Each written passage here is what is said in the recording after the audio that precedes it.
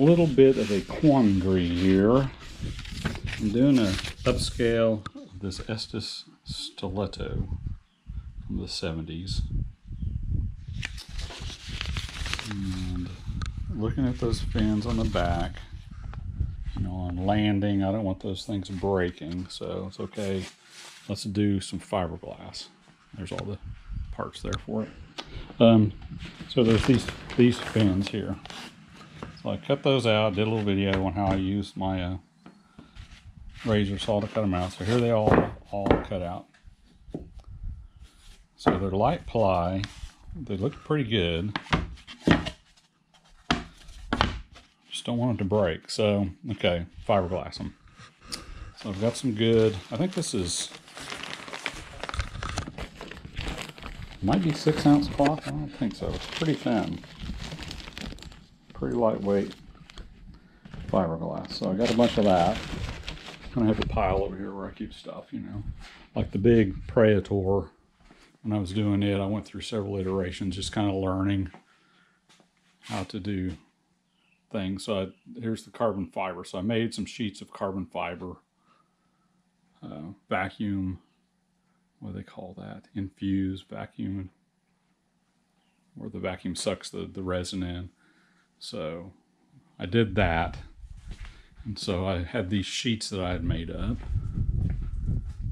Like here's one of these sheets. So this is, you know, resin infused piece of carbon fiber. And it's like a layer of this triaxial stuff and then a layer of the flat spread toe. So from that you can just cut those out and just glue them on. I like to kind of just laminate these together. So I've got like a big old piece of countertop there that I can use and put some weights on it. So here's some Mylar. So I figured I'd put down a layer of Mylar, get the cloth, wet it in, then do the other side, and then I'll finish up the edges, you know, when that's all cured.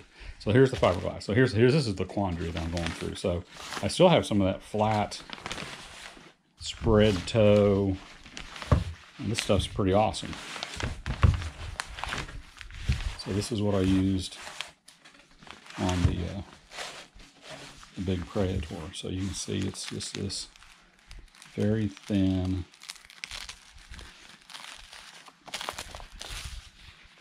so that would go on, provide some strength, and I don't think it'd really add that much weight. Then here's this triaxial stuff. Now this is a little heavier cloth. Here's the triax carbon fiber, and it's pretty thick. I'm not sure how this will wet out. May give a rough surface. I'm going to be painting this white anyway, so it's not really like you'll even see it. So I'm just wondering which way to go. This, I'm afraid, will hold too much resin and be heavy. It's going to be healthy, stout, strong, though. There's just your more traditional fiberglass, you know. No big deal there. It's easy to sand, all that kind of jazz. I don't really think the carbon fiber is going to be hard to sand. It's when you get into the Kevlar that gets weird. I think I may go with this because it's going to provide a very thin layer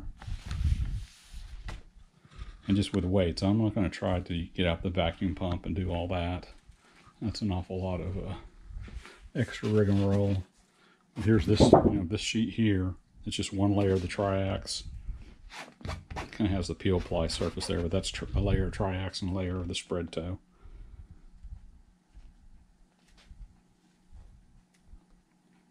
But I'd have to fabricate more sheets of that, so it's really thin.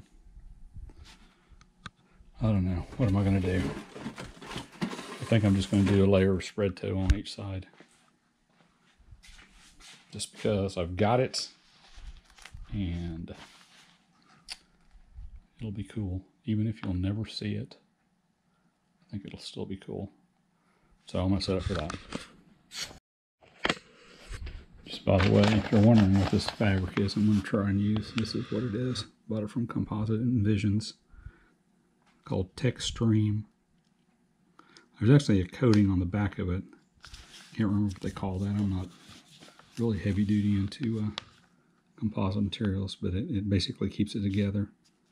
Keeps it from fraying and stuff, so it makes it a lot easier to handle. So That's another plus of using that spread toe stuff that has got that coating on it. So that's what I'm using. This is the Mylar that I want to try. 5 thousandths thick.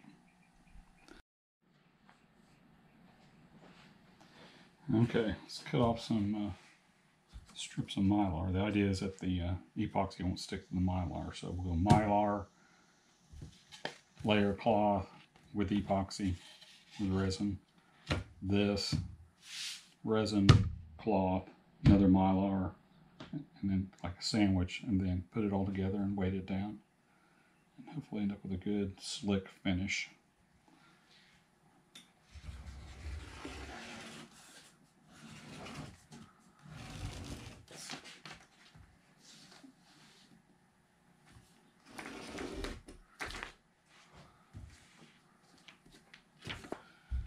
Slices off another one.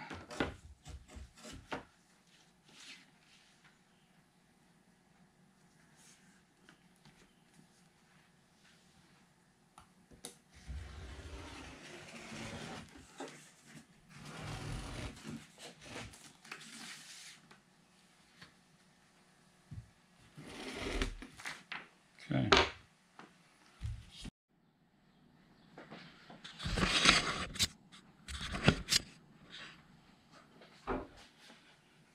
Let's slice these up now.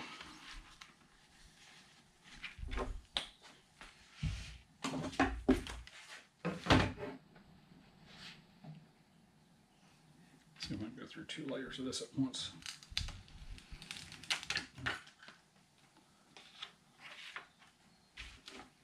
Nope. Couple passes. There we go.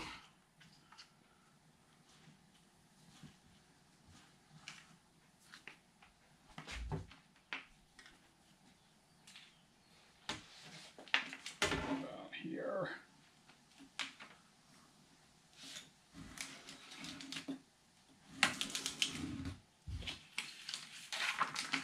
Okay, there we go.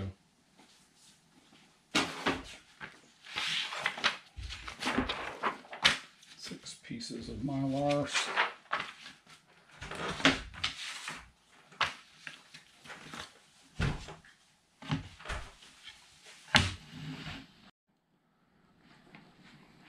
Okay, here's the next big question, and if it really matters, I don't know. Anything I add is going to be strength. But how to orient this. So the strands are going this way and this way. That's where you want. So usually, when you're kind of balsa fins, you try and go grain following the leading edge. So I think I'm going to cut them out like this. I mean, you could go like this. We could try some, you know, what's the best way to do?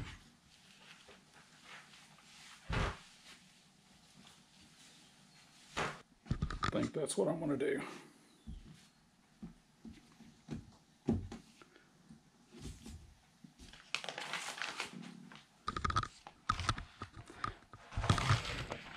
The nicest things about this cloth is that it's kind of got that sticky layer so that it all holds together, so you're not really, you know, things aren't really fraying, you know, here. Like as soon as you cut that triaxial cloth, it starts to try to come apart. So that's the other reason. And you can see this is the end of the roll, so you know, that's the end of it right there. So basically, just enough to do these fins.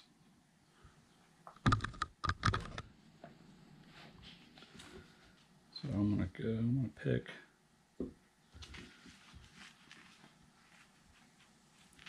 right in here.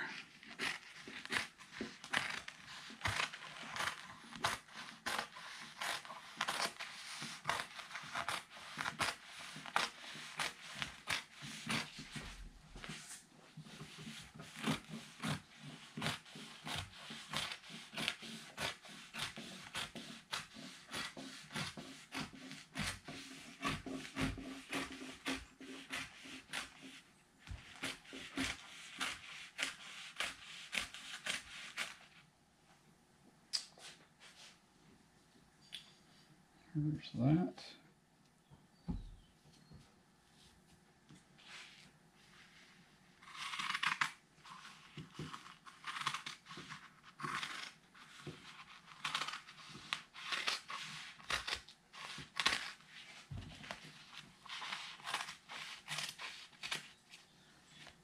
See how nicely that cuts? And there is a finish side. That's got the sticky layers. You can see that's kind of the shinier finish, but really once the resin goes on, you won't be able to see that anyway. I think they call it sizing. I think that's what they call it. Now that my brain's recalled that. I think they call it sizing. It's that layer of stuff. So let's...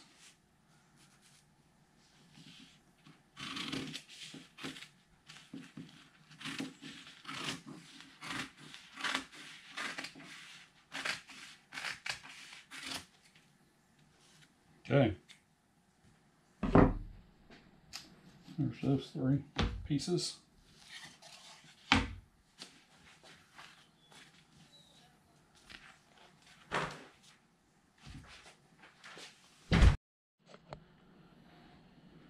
Okay, you got the second sides of all of them cut out.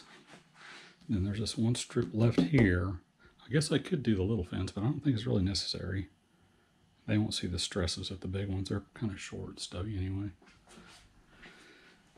I don't think it's necessary. I have this habit sometimes of just overthinking things and adding too much in the sake of strength. Then it ends up weighing so much that I have to fly them on bigger motors than I want to. I'd actually like to redo this 4-inch Predator. And maybe try and do another one that's, get this out of the way, that weighs less than that one. So anyhow, so I'm going to start getting ready to stack everything up. Okay, we'll just learn how to do this together. See how it turns out. So here's the first layer. The thing with Mylar, it's picking up every little piece of fuzz. So I'm going to put that down. Then we want to layer the cloth.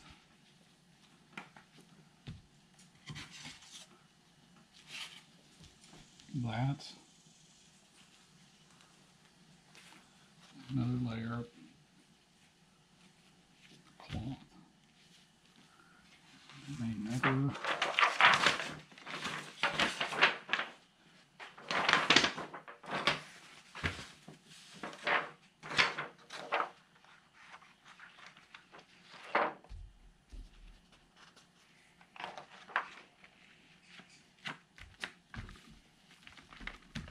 Okay, so that's the sandwich. So that one's ready to go once I start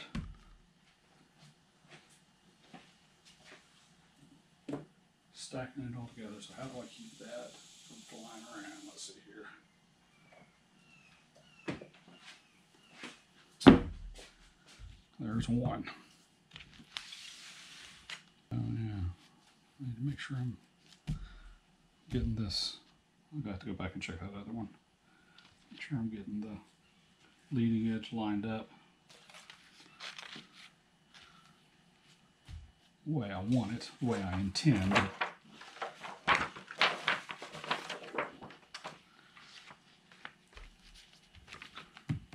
Okay, there's that one. Cloth, Mylar cloth. Line up with the leading edge. Cloth.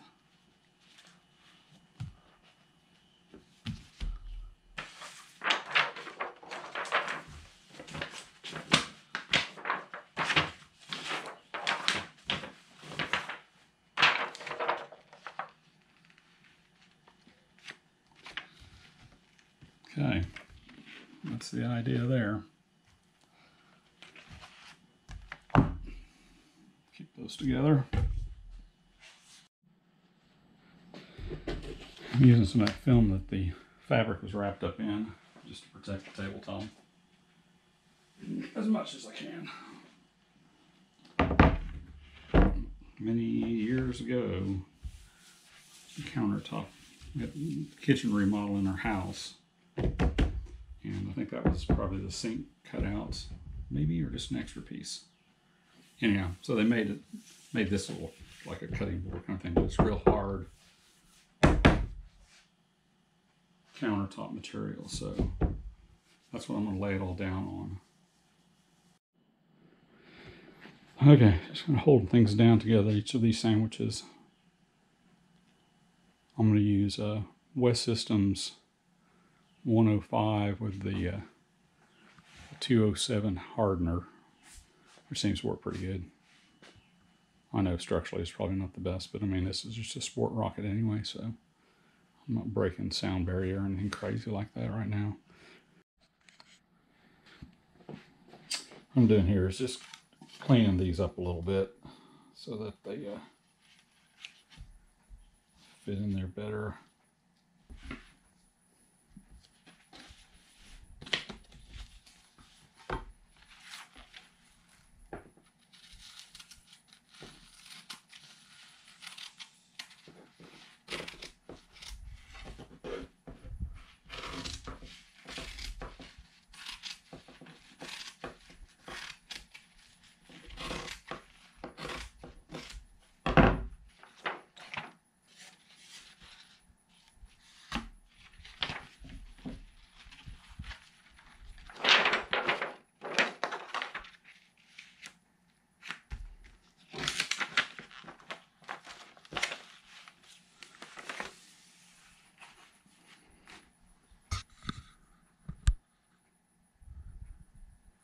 It's a little bit easier to put together neatly that way.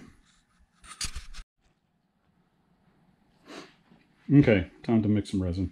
I bought these mixing cups off of Amazon. The other thing that I've done is I've put the hardener and the resin in these squirt bottles. I think I also got these off of Amazon. They're really just for like ketchup or mustard. But 3-to-1 by volume for the 207 hardener. So what's nice about these, this is for mixing paint and stuff like that. So they already have the ratios here. So you fill up resin to that line, 3-to-1, that line, and then you fill up the hardener to that line. So I'll probably just make a small batch first because it's still pretty warm here.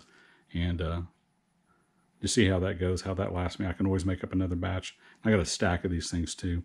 They are reusable because if you wait for the epoxy to harden, what you can do is just really just kind of squeeze that and pop out the old epoxy. So that's what I'm gonna do.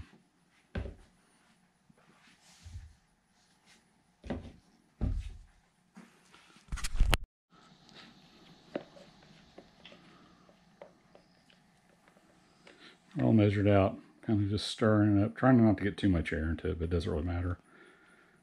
Watching the clock and mixing it for a minute or two, stirring back and forth. It's pretty thin, so this does mix pretty good. So just want to make sure it's mixed thoroughly. Try not to whip too much air into it. Scraping the sides.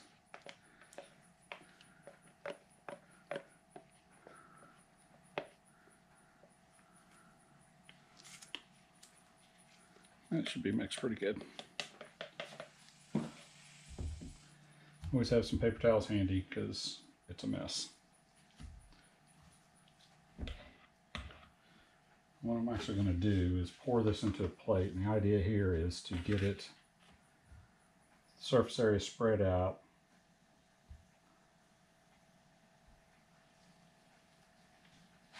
Keeps it from getting too hot.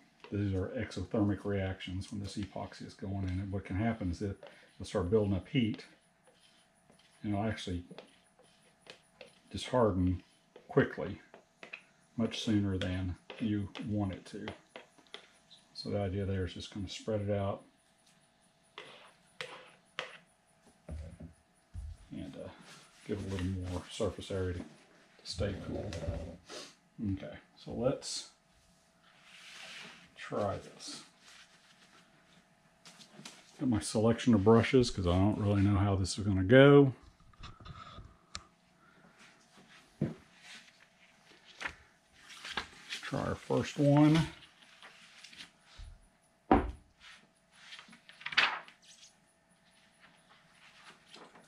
Trying to keep everything kind of neat. what I'm going to do is paint the epoxy on here and set it down on top of that, and maybe flip it over and kind of work it in. See how this goes.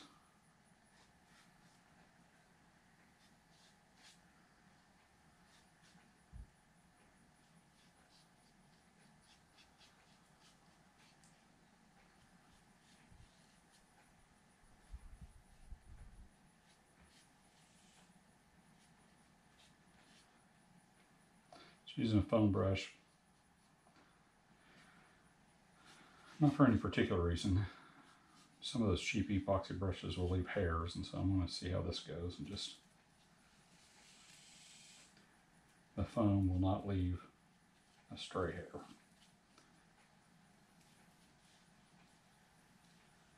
Okay, so there's good coating. Okay.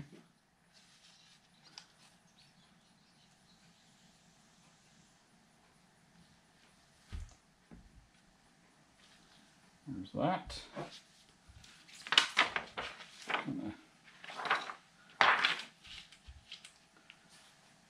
Flip that over. Let's just give this a good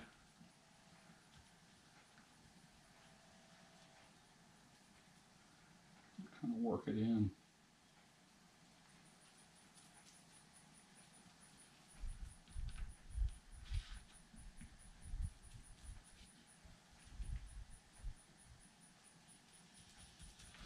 To the fibers. This is a pretty tight cloth though.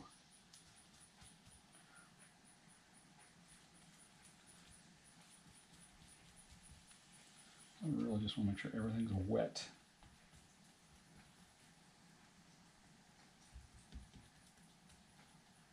All the way to the edge of the wood.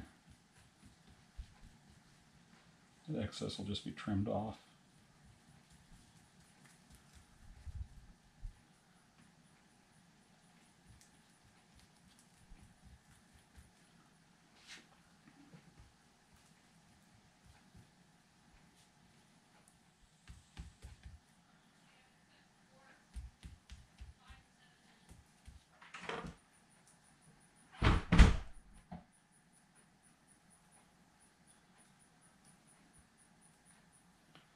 Okay, happy with that.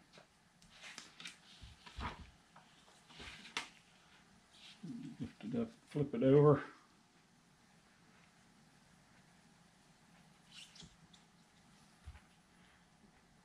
So now that is down on that Mylar.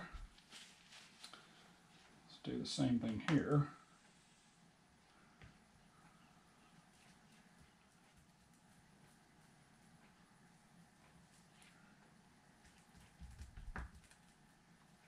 Okay, next piece.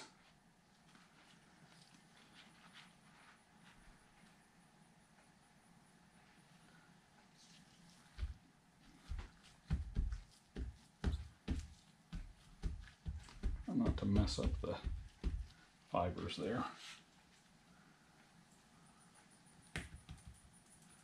Same kind of thing. Trying to just kind of stipple it in there as much as I can.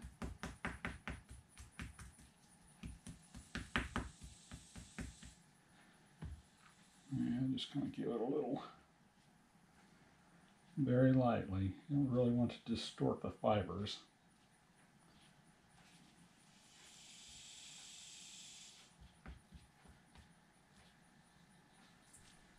Then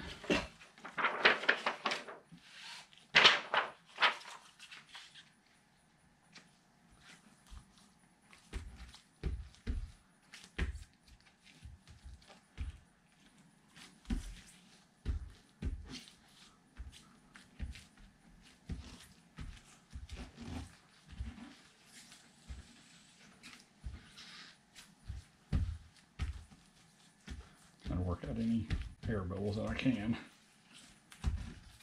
Do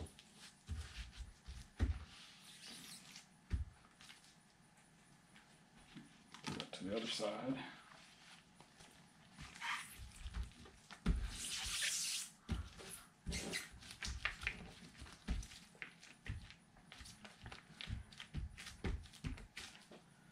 Okay. Let's hope that works out.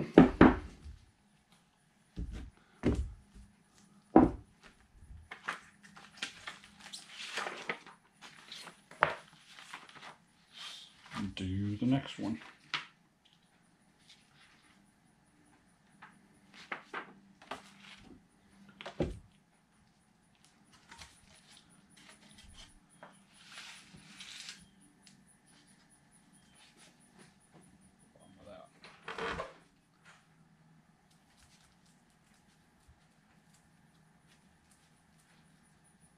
Even that out.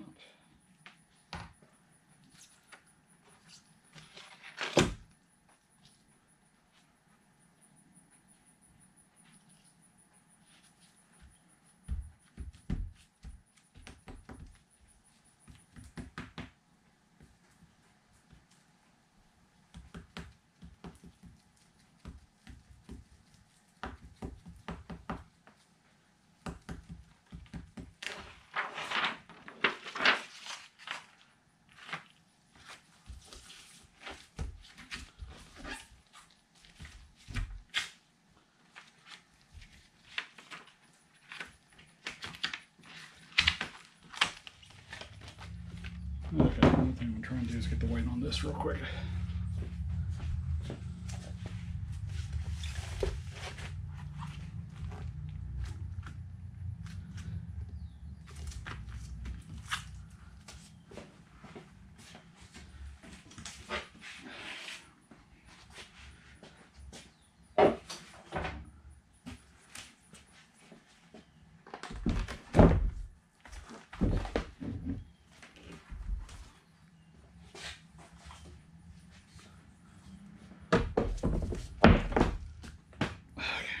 Do your thing.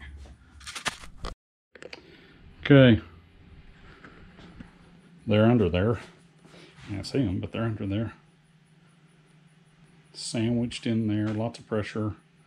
I tried to use a roller, looking at some air bubbles and stuff. I don't want to put too much resin, but good grief, there still are some air bubbles. So I tried this little roller. Here's a hard like wallpaper tool. I don't know. I guess if they turn out a little pitted in the finish, it's not going to be the final finish anyway. I'm going to primer and paint them white anyway for this rocket, so I don't guess it'll be that big of a deal. But that's the other thing you got to realize about carbon fiber. It does oxidize, and although the 207 hardener is a little bit better with UV,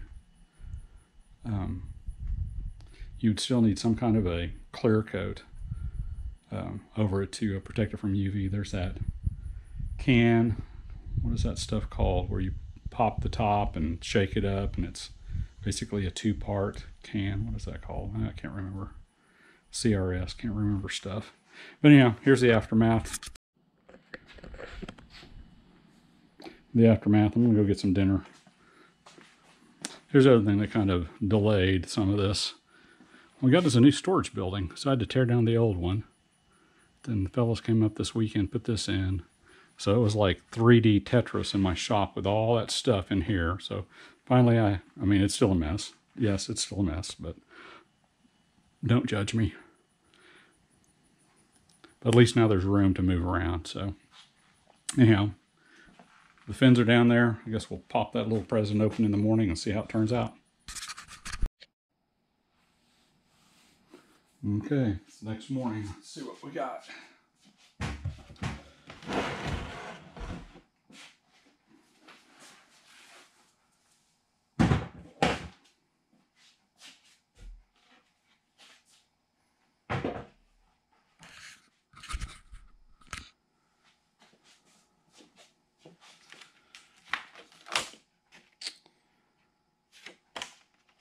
See how this peels off.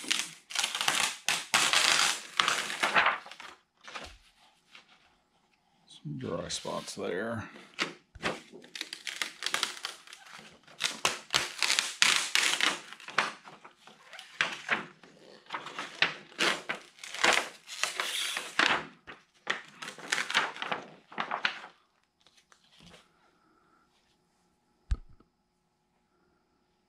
Not bad. Then there's those air bubbles I was talking about.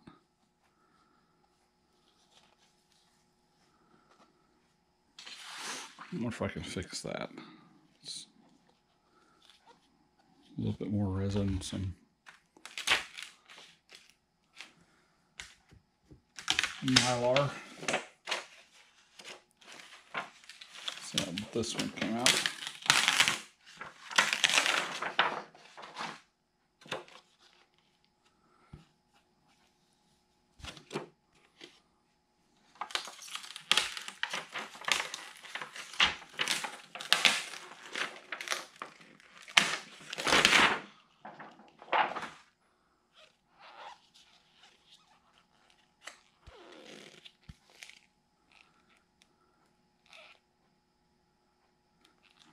Yeah, like I said, I can refine my technique a little bit there.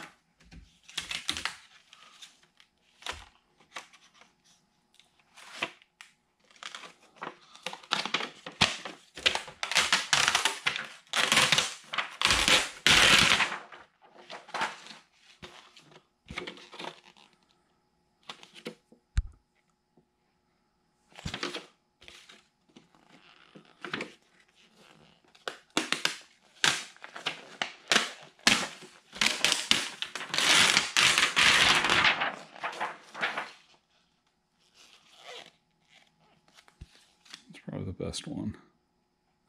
It even has some dry spots. I'll tell you one thing, they are stiff. Not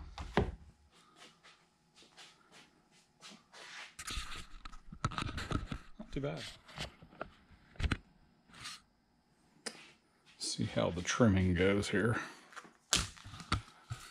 They're still a little sticky there. Sure what.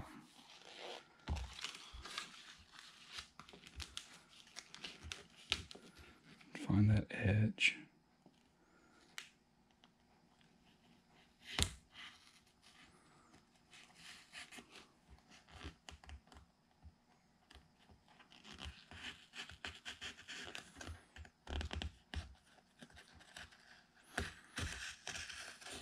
Here we go.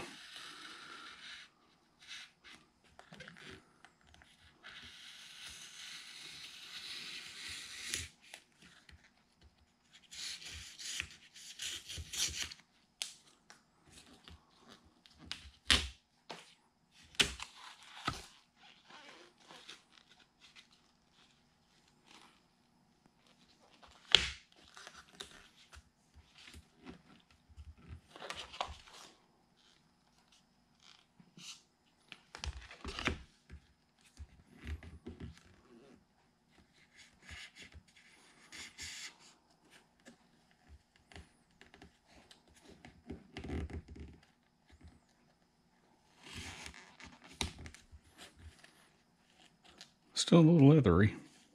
It is early in the morning though. So may need some more time to kind of fully cure.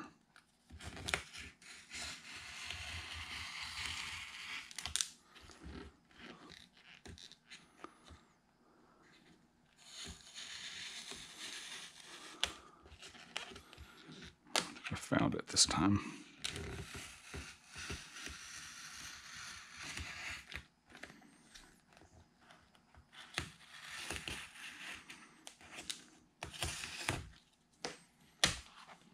There we go.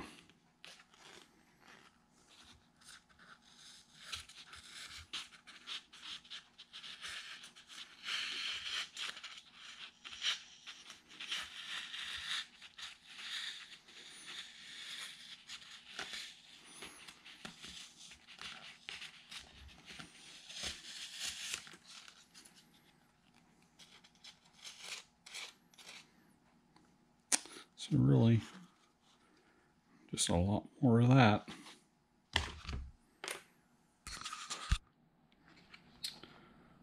Okay, there's the first one trimmed. Still need to sand these down around the edges, all that kind of stuff too. But okay, I'm just going to continue trimming that. Probably don't want to see that. In general, they look pretty good. That's a pretty good do it right there. May mix up some resin and just fill that in. Scrape it with maybe put some more Mylar. I don't know what I'll do about that. That's probably more than I want to do with primer or filler. So anyhow, be back later.